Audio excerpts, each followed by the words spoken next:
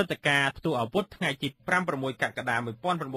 1997រវាងកងទាហានដែលស្មោះស្ម័គ្រនឹងទ្រង់នរោត្តមរណរដ្ឋដែលកាលនោះជានាយករដ្ឋមន្ត្រីទី1និងម្ខាងទៀតស្មោះស្ម័គ្រនឹងលោកហ៊ុនសែនជានាយករដ្ឋមន្ត្រីទី2នៅក្នុងហេតុការណ៍នោះបានធ្វើឲ្យមនុស្សរាប់រយនាក់ស្លាប់និងរងរបួសអ្នកតាមដានស្ថានភាពនោះឲ្យដឹងថាមានការសម្លាប់ក្រៅប្រព័ន្ធតុលាការទៅលើមន្ត្រីដែលស្និទ្ធនឹងទ្រង់រណរដ្ឋផងដែរសង្គមស៊ីវិលនិងអ្នកវិភាគលើកឡើងថាមនុស្សស្លាប់និងរបួស15ឆ្នាំទៅហើយមិនមានអ្នកនយោបាយណាម្នាក់ចេញមុខមកទទួលខុសត្រូវឬសារភាពកំហុសរបស់ខ្លួនឲ្យប្រជាពលរដ្ឋបានអស់ចិត្តឡើយមន្ត្រីស៊ើបអង្កេតជាន់ខ្ពស់នៃអង្គការការពារសិទ្ធិមនុស្សលីកាដូលោកអំសំអាតនៅថ្ងៃទី4ខែកក្កដាមានប្រសាសន៍ថាព្រឹត្តិការណ៍5-6 កក្កដា97ជាព្រឹត្តិការណ៍គួរឲ្យសោកស្ដាយនិងមិនគួរឲ្យកើតមានឡើងលោកបន្តថា15ឆ្នាំកន្លងផុតទៅនៅតែគ្មាននរណាម្នាក់រកយុត្តិធម៌ជូនជនរងគ្រោះឡើយលោកអំសំអាតបញ្ជាក់ថាអ្នកដែលបង្កឲ្យមានការបង្ហូរឈាមបែរជាចង់ឲ្យមហាជនបំភ្លេចហេតុការណ៍នេះទៅវិញហើយមានអ្នកដែលរងរបួសហើយនិងអ្នកស្លាប់រាប់រយនាក់មិនបានទទួលនៅភាពយុត្តិធម៌ឬការទទួលខុសត្រូវពីខាងអ្នកនយោបាយអាណាម្នាក់ទៅលើរឿងទាំងអស់នេះទេលោកអំសំអាតបន្តថាសូមឲ្យពលរដ្ឋមានការចងចាំព្រឹត្តិការណ៍បង្ហូរឈាមនេះហើយចូលរួមទប់ស្កាត់និងលើកតម្កើងការគោរពសិទ្ធិមនុស្សនៅកម្ពុជានៅក្នុងកិច្ចសម្ភាសន៍នាពេលកន្លងទៅជាមួយវិទ្យុអាស៊ីសេរីលោកប្រែតអាដាមនាយកប្រតិបត្តិអង្គការសិទ្ធិមនុស្ស Human Rights Watch ទទួលបន្ទុកផ្នែកអាស៊ីនិងជាអតីតមន្ត្រីជាន់ខ្ពស់នៃការិយាល័យឧត្តមស្នងការអង្គការសហប្រជាជាតិទទួលបន្ទុកសិទ្ធិមនុស្សប្រចាំនៅកម្ពុជាដែលបានតាមដានព្រឹត្តិការណ៍បង្ហូរឈាមថ្ងៃទី5-6 កក្កដា97យ៉ាងដិតដល់នោះបានឲ្យដឹងថាមន្ត្រីយោធាជាន់ខ្ពស់នៃគណៈបកហ៊ុនស៊ុនប៉ិចត្រូវបានចាប់ខ្លួននិងសម្លាប់ជាប្រព័ន្ធក្រោយពេលរដ្ឋប្រហារលោកប្រែតអាដាមនិយាយពីស្ថានភាពអ្នកបាត់បង់អាយុជីវិតនៅក្នុងព្រឹត្តិការណ៍បង្ហូរឈាម5-6 កក្កដាថាមានសាកសពជាច្រើនត្រូវបានគេដឹកយកទៅចាក់ចោលនៅតំបន់ពេជ្រនិលហើយសាកសពទាំងនោះស្លៀកតែខោក្នុងនិងចងក្រមារុំមុខជិតដោយគេបាញ់បំបែកក្បាលលោកប្រែតអាដាមបន្តថាពេលដែលលោកទៅពិនិត្យសាកសពកាលនោះមានកងទាហានមួយក្រុមបានចេញមកឃាត់លោកហើយ2ថ្ងៃបន្ទាប់បាត់សាកសពទាំងនោះអស់តែម្ដងអ្នកវិភាគបញ្ហាសង្គមយល់ថា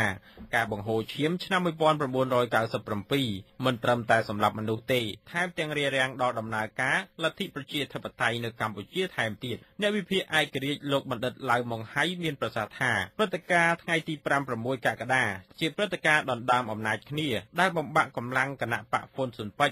និងបណ្ដាលឲ្យមនុស្សដែលគ្រប់គ្រងគណៈបកនេះជាច្រើនបានស្លាប់និងរបួសលោកបន្តថាថ្នាក់ដឹកនាំគណៈបកហ៊ុនស៊ុនប៉ិចមិនបានគិតគូរពីការស្លាប់របស់សមាជិកខ្លួនឡើយលោកឡៅម៉ុងហៃបញ្ជាក់ថាការបង្ហូរឈាមថ្ងៃទី5-6 កក្កដាបណ្ដាលមកពីការសម្រេចចិត្តរបស់អ្នកនយោបាយសុទ្ធសាធផលវិបាកដែលលេចចេញមកពីខែ5ខែ6ខែកក្កដាឆ្នាំ1997គឺការបែរទៅរកអំណាចខ្លាំងមួយរបស់គណៈបកមួយបាត់បង់នៅលក្ខណៈប្រជាធិបតេយ្យកាន់តែច្រើនទៅយុវជនម្នាក់ឈ្មោះឆៃវុធីរស់នៅទីក្រុងភ្នំពេញមានប្រសាសន៍ថាខ្លួនមានការភ័យខ្លាចណាស់កាលពីឆ្នាំ1997លោកបន្តថា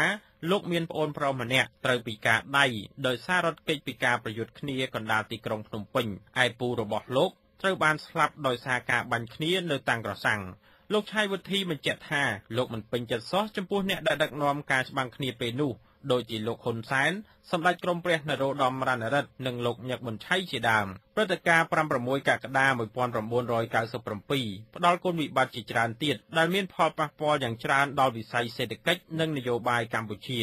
សាកលវិទ្យាធិការសាកលវិទ្យាល័យខេមរៈនិងជាអ្នកវិភាគឯករាជ្យលោកបណ្ឌិតសុកទូចមានប្រសាសន៍ថាដើមចំនៃលទ្ធិប្រជាធិបតេយ្យនៅឆ្នាំ1993ត្រូវបានបំផ្លាញលោកបន្តថាព្រឹត្តិការណ៍នេះបង្កឲ្យពលរដ្ឋទូទាំងប្រទេសមានការភ័យខ្លាចបរទេសឆ្លៀតយកចំណេញពីព្រឹត្តិការណ៍នោះនិងជាពិសេសប៉ះពាល់ដល់អ្នកវិនិយោគបើសិនតែយើងប៉ះដៃយកដៃប៉ះជើងយកជើងអានោះវាជា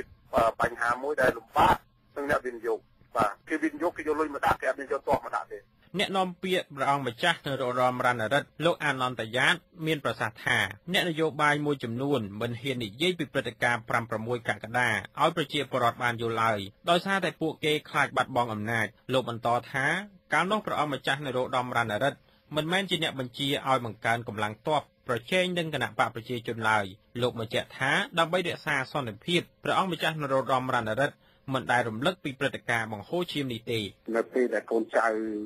ទៅប្រព្រឹត្តអំពើមួយដែលស្ទុយពីនយោបាយរបស់នរោត្តមរណរដ្ឋគេគិតថានរោត្តមរណរដ្ឋនឹងហើយជាអ្នក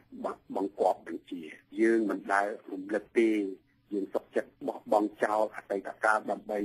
អភិវឌ្ឍប្រទេសជាតិយើងវត្ថុអាស៊ីសេរីមិនអាចតាក់ទងសុំការអត្ថាធិប្បាយពីលោកញឹកប៊ុនឆៃនិងមន្ត្រីជាន់ខ្ពស់ដែលស្និទ្ធនឹងលោកនាយករដ្ឋមន្ត្រីហ៊ុនសែនបានទេនៅថ្ងៃទី4ខែកក្កដាឆ្នាំ2012ទោះជាយ៉ាងណាក្តីលោកនាយករដ្ឋមន្ត្រីហ៊ុនសែនធ្លាប់មានប្រសាសន៍ជាច្រើនសារថា